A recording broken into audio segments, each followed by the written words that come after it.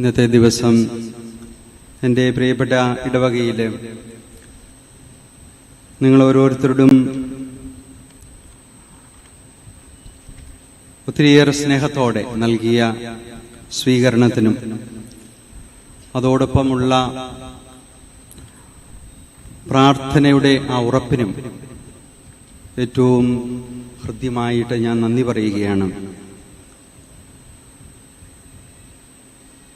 നിങ്ങൾക്ക് അറിയാവുന്നതുപോലെ ഈ ഇടവകയിലെ ഏതാനും നാളുകൾ ഞാൻ വളരുകയും പ്രത്യേകിച്ച് സെമിനാരിക്കാരൻ എന്ന നിലയിലും അതിനു മുമ്പ് ഈ ഇവിടുത്തെ സൺഡേ സ്കൂളിലും ഒക്കെ വിദ്യാർത്ഥിയായിരിക്കുകയും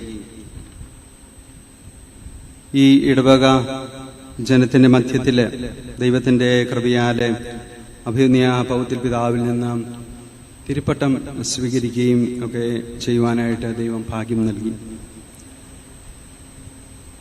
നിങ്ങളുടെ പ്രാർത്ഥന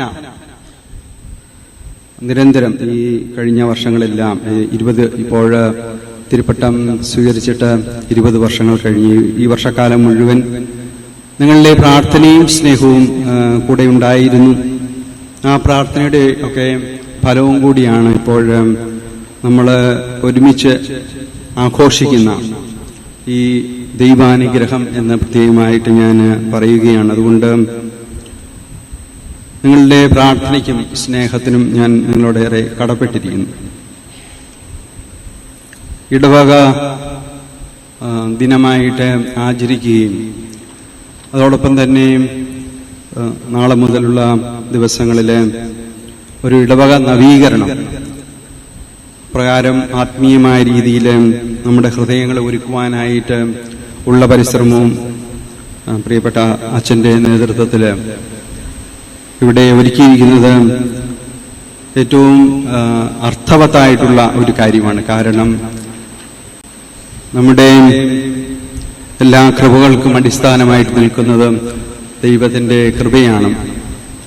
നമ്മുടെ ഹൃദയമാകുന്ന ദൈവാലയത്തെയും വിശുദ്ധീകരിച്ചുകൊണ്ട് നമ്മുടെ ഇടവകയുടെ വളർച്ച എന്ന് പറയുന്നത് നമ്മുടെ ആധ്യാത്മിക വളർച്ചയാണെന്ന് മനസ്സിലാക്കിക്കൊണ്ടുള്ള ഈ ആഘോഷത്തെ പ്രത്യേകമായിട്ട് ഞാൻ നന്ദിയോടെ അനുസ്മരിക്കുകയും ബഹുമാനപ്പെട്ട വികാരിയച്ഛനും കൊച്ചച്ഛന്മാർക്കും അതുപോലെ തന്നെ നിങ്ങൾ ഓരോരുത്തർക്കും അതിൽ ഭാഗഭാക്കാകുന്നതിന് പ്രത്യേകമായിട്ട് നന്ദി പറയുകയും ചെയ്യുന്നു. ഇവിടെ ചുറ്റുപാടുമെല്ലാം അണിയിച്ചൊരിക്കുന്ന ഈ തോരണങ്ങളും മറ്റ് അലങ്കാരങ്ങളും നിങ്ങൾ ഒരുക്കിയിരിക്കുന്ന വിഭവങ്ങളും എല്ലാം അപ്രകാരം ഹൃദയത്തിന്റെ നന്മയിൽ നിന്നും സ്നേഹത്തിൽ നിന്നുമുള്ള അതിന്റെ പ്രകാശനമാണ്.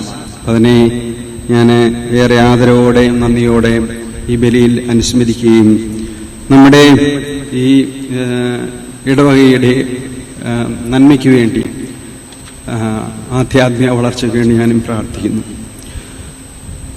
ഈശോ പിതാവായ ദൈവത്തിലേക്കുള്ള വഴിയാണ് എന്നുള്ള വചന സന്ദേശം ആണ് നമ്മൾ ഇന്നത്തെ സുവിശേഷത്തിൽ കേട്ടത്. പ്രത്യേകിച്ച് നമ്മുടെ പിതാവായ മാർത്തോമാ ശ്ലീഹായുടെ പ്രത്യേകമായിട്ടുള്ള ചോദ്യത്തിന് മറുപടിയായിട്ട് നമ്മൾ വളരെയേറെ പ്രാവശ്യം ധ്യാനിച്ചിരിക്കുന്ന ഒരു വചനഭാഗമാണിത്.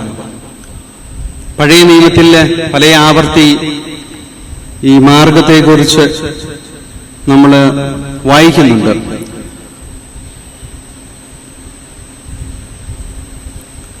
നീ ഇടത്തേക്കോ വലത്തേക്കോ തിരിയരുത്, നിന്റെ ദൈവമായ കർത്താവ് കാണിച്ചു തന്നിരിക്കുന്ന വഴിയെ നീ സഞ്ചരിക്കണം എന്നുള്ള വചനം നമുക്ക് സുപരിചിതമാണ്. ഇതാണ് വഴി, നീ ഇതിലേ പോവുക എന്ന യെശയ്യാ പ്രവാചകന്റെ ആ പ്രവചന ഗ്രന്ഥ ഭാഗവും നമുക്ക് സുപരിചിതമാണ്. പ്രകാരം ദൈവത്തിന്റെ വഴിയെ നിരന്തരം സഞ്ചരിക്കുവാനായിട്ടുള്ള ആഹ്വാനം പഴയ നിയമത്തിന്റെ താളുകളിൽ നിറഞ്ഞു നിൽക്കുന്നു.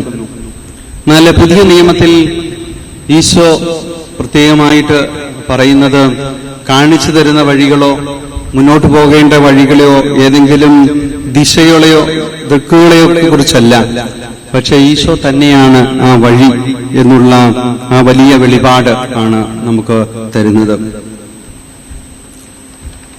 ഈശോയുടെ മാർഗം എന്ന് പറയുന്നത് കുരിശിന്റെ മാർഗമാണ്, വിനയത്തിന്റെ മാർഗമാണ്, ബലിയർപ്പണത്തിന്റെ മാർഗമാണ്, ഇല്ലാതാകുന്നതിന്റെ